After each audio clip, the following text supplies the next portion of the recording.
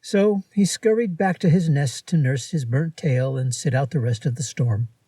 This wasn't just a quickly passing storm. It lingered for a while, drenching the forest and everything in it.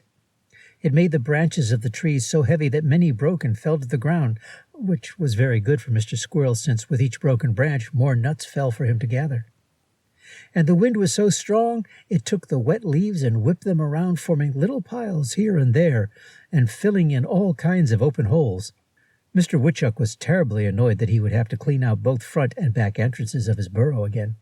Even the new crack in the rock by the lake was filled with leaves, which was very fortunate for one of the nuts that Mr. Squirrel had dropped when the lightning hit. The nut had fallen into the new crack and had come to rest on a narrow ledge. When the wind blew the leaves around, some of them were forced into the crack and came to rest, wrapping themselves around the nut like a warm, snuggly blanket, which was just what the little nut needed. The leaves would hold him there, anchored against the side of the crack in the rock, and protect him from the winter snow. In the spring, they would give him just what he needed to grow. Chapter 2. When the little tree awoke for the first time, Mrs. Crow was standing next to him. The little tree was no more than a sprout and could barely raise his head over the edge of the crack in the rock.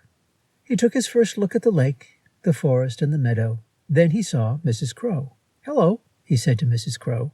"Oh, you're awake, are you?" Mrs. Crow answered. "Yes, I think so. Where am I?"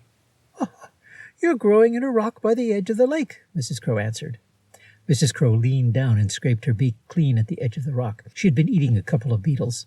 The little tree looked around. On one side of him there was a short beach and the lake. On the other side of him there was a long meadow. The other trees were a long way across the open ground,